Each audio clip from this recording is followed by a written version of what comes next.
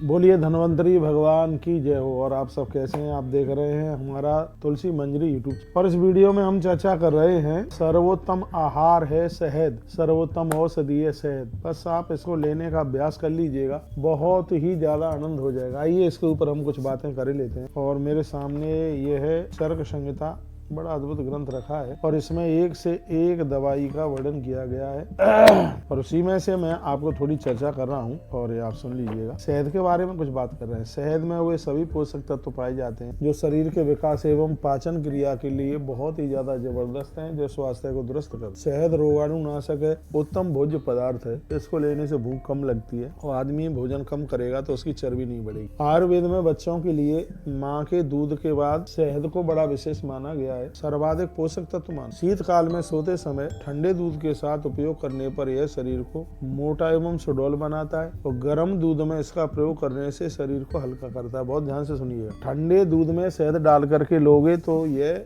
शरीर को थोड़ा मोटा कर देगा। जो दुबले पतले हैं उनके लेना चाहिए। बच्चों को दस्त हो जाते हैं, माँ का दूध लगता नहीं है, इतने दुबले पतले होते हैं, तो उन्हें गौ माता के दूध में, ठंडे दूध में शहद डाल करके दिया जाए तो बच्चे तंदुरुस्त हो। यह इसकी बहुत बड़ी गुणवत्ता है। ठीक बिल्कुल इसके विपरीत सुबह शौच से पहले गिलास भर पानी के साथ पीने पर गर्म पानी में शहद डालकर इसको पीने से मोटापा कम होता है। इसके अलावा शहद को हल्के गर्म दूध, दही, गर्म पानी, नींबू का रस, चावल, दलिया, केला, खीर, सलाद आदि के साथ अलग अलग समय पर उपयोग किया जाए। लेकिन किसी भी चीज की जानकारी ना हो तो वो फायदा के जगह पर नुकसान कर बैठती है। यदि आप दुबले पतले हैं तो इसको ठंडे दूध के साथ लीजिए। तो यदि आपका शरीर बढ़ रहा है, चर्बी बढ़ रही है, तो प्लीज इसको गर्म दूध और गर्म पानी के ही साथ लें। अब उसकी जानकारी आपको होगी नहीं कि छाछ के साथ कैसे लिया जाएगा, दही के साथ कैसे लिया जाएगा, तो दिक्कत और हो जाएगी। नहीं तो ये नींबू के रस, चावल, दलिया, केला, इन सब के साथ लिया जाता है।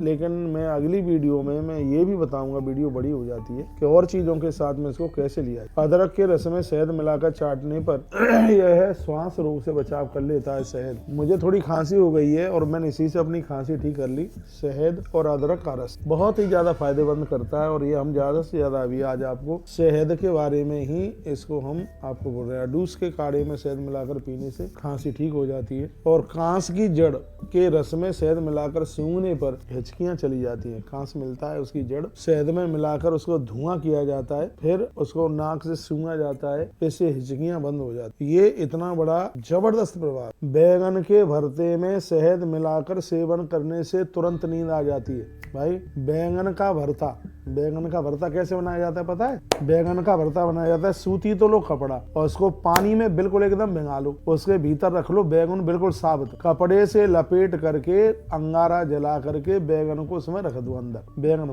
भुन जाएगा, बाहर निकाल के कपड़ा उतार दें, छिलका उतार दें, फिर उसका बना लीजिएगा भरता। उसमें थोड़ा सा डाल लें आप शहद और ऐसा करने से जिनको नींद नहीं आती, जो निद्रा के रोगी हैं, ऐसा भरता लेने से तुरंत ही, बैगन का भरता लेने से तुरंत ही नींद चल करके आ जाती है। इतना बड़ा प्रभाव है इसका। ये शहद की बात बता रहा हूँ। शहद को बैगन के भरते में लेने से नींद आ जाती है। पके हुए आम के रस में शहद मिलाकर पीने से पीलिया रोग दूर हो जाता है। एक बार फिर सुन लीजिए। पका हुआ आम, अभी तो बेमौसम है, जब गर्मियों में आम आता है चल के तो पके हुए आम के रस में थोड़ा शहद मिलाकर पीने से पीलिया रोग ठीक हो जाता है, लीवर चकाचक हो जाता है, रोग की निवृत्ति हो जाती है। और सुन लो, गोखरू का चूर्ण शहद के साथ लेने से पथरी गल करके बाहर चली जाती है। जिनको पथरी बढ़ गई है तो गोखरू का चूर्ण, ये वही गोखरू है जो किडनी के इन्फेक्शन को दूर करता है। तो गोखरू का चूर्ण शहद के साथ लेने से, जैसे आपने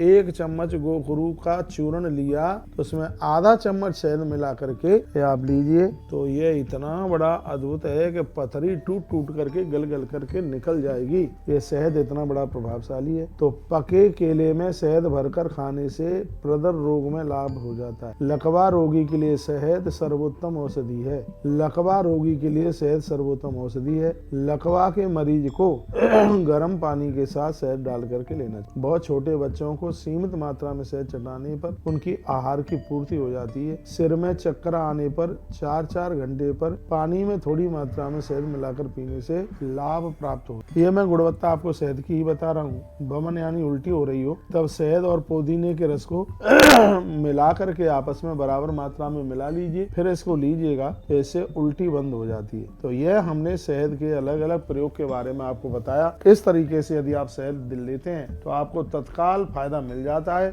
इसमें कोई संशय वाली बात नहीं है। बोले धन्वंतरी भगवान की जय हो। ऐसे ही हमारे साथ जुड़े रहिए और नए नए अपडेट प्राप्त करते रहिए। हर हर महादेव, घर घर महादेव।